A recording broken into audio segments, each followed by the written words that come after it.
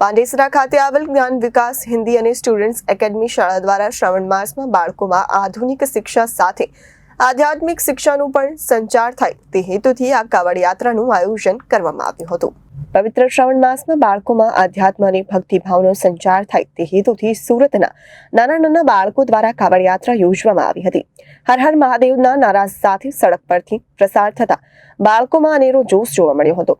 સુરતના પાંડેસરા ખાતે આવેલ જ્ઞાન વિકાસ હિન્દી અને સ્ટુડન્ટ્સ એકેડમી શાળા દ્વારા શ્રાવણ માસમાં બાળકોમાં આધુનિક શિક્ષા સાથે આધ્યાત્મિક શિક્ષાનું પણ સંચાર થાય તે હેતુથી આ કાવડ યાત્રાનું આયોજન કરવામાં આવ્યું હતું। આ યાત્રા શાળા પ્રાંગણથી શરૂ થઈ પંચમુખી હનુમાન મંદિર સુધી જઈ ભગવાન શિવને જળ અર્પણ કરવામાં આવ્યું હતું। यामिनी उपाध्याय ज्ञान विकास हिंदी विद्यालय અને students academy English medium school Pandesara Bamroli પર ચલાવું છું અને અમે સંસ્કારનું અને સાથે સાથે જે અમારા અધ્યયનનું જે સિંચન છે તો જ્યારે છોકરાઓ જ્ઞાન પ્રાપ્ત કરતા હોય તો એ બૃહદ જ્ઞાન પ્રાપ્ત કરે, બધી રીતનું જ્ઞાન પ્રાપ્ત કરે એવી અમારી લાગણી હોય છે।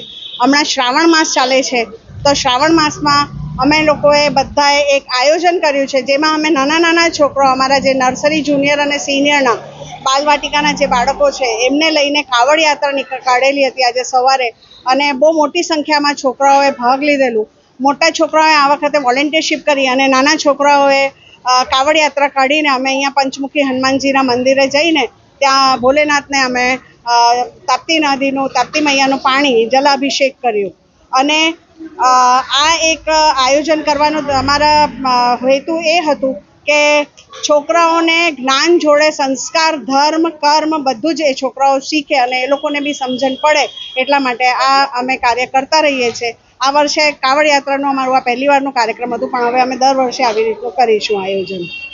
Reporter Arvind Rathod, Janadesh News, Surat.